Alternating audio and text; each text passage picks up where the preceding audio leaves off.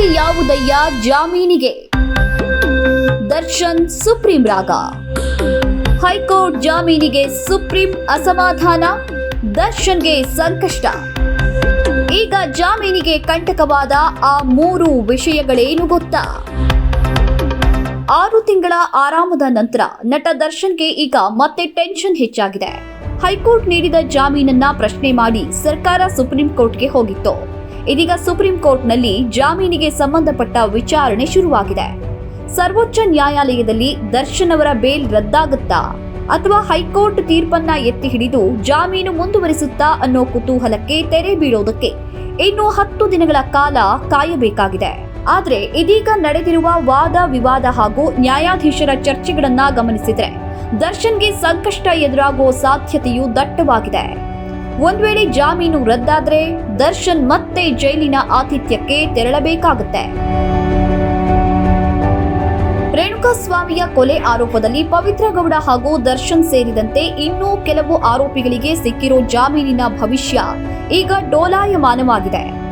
ಇರುವ ಕೊಲೆ ಆರೋಪದ ಜೊತೆಗೆ ದರ್ಶನ್ ಬೇಲ್ ನಿರಾಕರಣೆಗೆ ಕಾರಣ ಆಗುವಂತೆ ನಡೆದಂತಹ ಮುಖ್ಯವಾದ 3 ವಿಷಯಗಳೇ ಇದೀಗ ದರ್ಶನ್ಗೆ ಕಂಟಕ ತರುವಂತಹ ಸಾಧ್ಯತೆ ಇದೆ. ಅವುಗಳಲ್ಲಿ ಒಂದು, ದರ್ಶನ್ ಜೈಲಿನಲ್ಲಿ ಇದ್ದಾಗಲೇ ಪ್ರಭಾವ ಬಳಸಿದ್ದಾರೆ ಅಂತ ದಾಖಲಾಗಿರುವಂತಹ ಪ್ರಕರಣ. ಇದಕ್ಕೆ ಜೈಲಿನ ಅಧಿಕಾರಿಗಳು ಹೊಣೆಯಾದರೂ ದರ್ಶನ್ ಜೈಲಿನ ಆವರಣದಲ್ಲಿ ಆರಾಮವಾಗಿ ಕೂತು ರೌಡಿ ಸ್ನೇಹಿತರ ಜೊತೆಗೆ ಸಿಗರೇಟ್ ಸೇಗ್ತಾ ಇದ್ದಂತಹ ಫೋಟೋ ಈಗ ಸಮಸ್ಯೆ ತರುವಂತಹ ಸಾಧ್ಯತೆ ಇದೆ. ಅಂದ್ರೆ ನಟ ದರ್ಶನ್ಗೆ ಜೈಲಲ್ಲಿ ರಾಜಾತಿಥ್ಯ ಪಡೆಯುವಷ್ಟು ಪ್ರಭಾವ ಹಾಗೂ ಅಲ್ಲಿಯೂ ರೌಡಿಗಳ ಜೊತೆ ಗುರುತಿಸಿಕೊಂಡಿದ್ದು ಹೊರಗಿರುವ ಸಾಕ್ಷಿಗಳಿಗೆ ಭಯದ ಸಂದೇಶ ನೀಡುವ ಆತಂಕವನ್ನ ಹುಟ್ಟುಹಾಕಿದೆ ಅಂತ ದರ್ಶನ್ ವಿರೋಧಿ ವಕೀಲರು ವಾದ ಮಾಡಿದಾಗ ದರ್ಶನ್ಗೆ ಬೇಲ್ ಮುಂದುವರಿಸುವ ವಿಷಯದಲ್ಲಿ ಹಿನ್ನಡೆಯಾಗುವಂತಹ ಸಾಧ್ಯತೆ ಇದೆ. ಎರಡನೆಯದಾಗಿ, ದರ್ಶನ್ ಕಂಡೀಷನ್ ಬೇಲ್ ಮೇಲೆ ಹೊರಗೆ ಬಂದ ನಂತರ ಪ್ರಕರಣಕ್ಕೆ ಸಂಬಂಧಪಟ್ಟ ಸಾಕ್ಷಿ ಜೊತೆ ಕಾಣಿಸಿಕೊಂಡಿದ್ದು. ಸಾಮಾನ್ಯವಾಗಿ ಇಂತಹ ಪ್ರಕರಣಗಳಲ್ಲಿ ಜಾಮೀನು ನೀಡುವಾಗ ಕೆಲವು ಷರತ್ತುಗಳನ್ನು ಹಾಕಲಾಗುತ್ತೆ. ಅದರಲ್ಲಿ ಪ್ರಕರಣಕ್ಕೆ ಸಂಬಂಧಪಟ್ಟಂತಹ ಸಾಕ್ಷಿಗಳಿಗೆ ಒತ್ತಡ ಹಾಕೋದಾಗ್ಲಿ, ಬೆದರಿಕೆ ಅಥವಾ ಆಮಿಷ ಒಡ್ಡೋದಾಗ್ಲಿ ಮತ್ತು ಭೇಟಿಯಾಗೋದಾಗ್ಲಿ ಮಾಡಬಾರದು ಎನ್ನುವ ಷರತ್ತು ಮುಖ್ಯವಾಗಿರುತ್ತೆ. ಆದ್ರೆ ಜೈಲಿನಿಂದ ಹೊರಗೆ ಬಂದ ನಂತರ ನಟ ದರ್ಶನ್ ರೇಣುಕಾಚಾರ್ಯ ಕೊಲೆ ಪ್ರಕರಣದಲ್ಲಿ ಸಾಕ್ಷಿಯಾಗಿರುವ ನಟ ಚಿಕ್ಕಣ್ಣನ ಜೊತೆ ಕಾರ್ಯಕ್ರಮವೊಂದರಲ್ಲಿ ಕಾಣಿಸಿಕೊಂಡಿದ್ರು.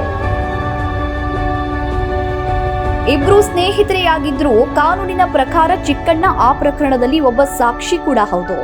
ಹೀಗಿರುವಾಗ ಇಬ್ರು ಜೊತೆ ಸೇರೋದು ಸಾಕ್ಷಿಗಳ ಮೇಲೆ ಪ್ರಭಾವ ಬೀರಿದ ಹಾಗಾಗುತ್ತೆ ಅನ್ನುವ ಕಾರಣವು ದರ್ಶನ್ಗೆ ಸುಪ್ರೀಂ ಕೋರ್ಟ್ನಲ್ಲಿ ಹಿನ್ನಡೆಯನ್ನ ತರಬಹುದು. ಎಲ್ಲಕ್ಕಿಂತ ಮುಖ್ಯವಾಗಿ ಜಾಮೀನು ಪಡೆಯುವಾಗ ದರ್ಶನ್ ನೀಡಿದ್ದ ಅನಾರೋಗ್ಯದ ಕಾರಣ. ಆ ಸಮಯದಲ್ಲಿ ದರ್ಶನ್ಗೆ ತಕ್ಷಣ ಆಪರೇಷನ್ ಮಾಡಿಸದೆ ಹೋದ್ರೆ ಅವರಿಗೆ ನಡೆದಾಡೋದೇ ಕಷ್ಟವಾಗುವ ಗಂಭೀರ ಪರಿಸ್ಥಿತಿ ಎದುರಾಗಬಹುದು ಅಂತ ದರ್ಶನ್ ಪರ ವಕೀಲರು ವಾದ ಮಾಡಿದ್ರು. ಆದ್ರೆ ಬಿಡುಗಡೆಯಾದ ನಂತರ ದರ್ಶನ್ ಅವರಿಗೆ ಯಾವುದೇ ಆರೋಗ್ಯ ಸಮಸ್ಯೆ ಕಾಣಿಸಿಕೊಂಡಿಲ್ಲ ಹಾಗೂ ಆಪರೇಷನ್ ಕೂಡ ಮಾಡಲಾಗಿಲ್ಲ. ಜೊತೆಗೆ ಸಹಜವಾಗಿ ಚಿತ್ರೀಕರಣದಲ್ಲೂ ಭಾಗಿಯಾಗಿದ್ರು ಅನ್ನೋ ವಿಷಯವನ್ನ ಸುಪ್ರೀಂ ಕೋರ್ಟ್ ನ್ಯಾಯಾಧೀಶರು ಎತ್ತಿ ಹಿಡಿಯುವಂತಹ ಸಾಧ್ಯತೆ ಇದೆ. ಅಂದ್ರೆ ಕೋರ್ಟ್ಗೆ ತಪ್ಪು ಮಾಹಿತಿ ನೀಡಿ ಬೇಲ್ ಪಡೆದಿದ್ದಾರೆ ಅನ್ನೋ ಮತ್ತೊಂದು ಆರೋಪ ಸಾಬೀತಾದ್ರೆ ದರ್ಶನ್ಗೆ ಜಾಮೀನು ರದ್ದಾಗುವ ಸಾಧ್ಯತೆಯನ್ನ ತಳ್ಳಿ ಹಾಕೋದಕ್ಕೆ ಸಾಧ್ಯವಿಲ್ಲ.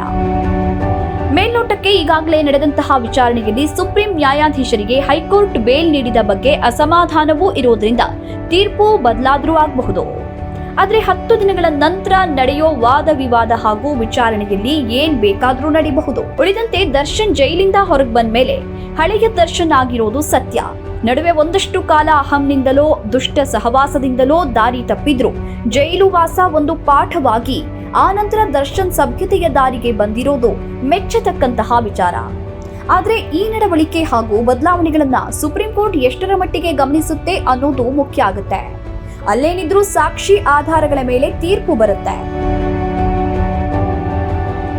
ದರ್ಶನ್ಗೆ ಸುಪ್ರೀಂ ಕೋರ್ಟ್ನಲ್ಲಿ ಜಾಮೀನು ಮುಂದುವರಿಸೋ ತೀರ್ಪು ಬರಲಿದೆಯಾ? ನಿಮ್ಗೇನನ್ಸುತ್ತೆ ಅನ್ನೋದನ್ನ ಕಮೆಂಟ್ ಮಾಡಿ.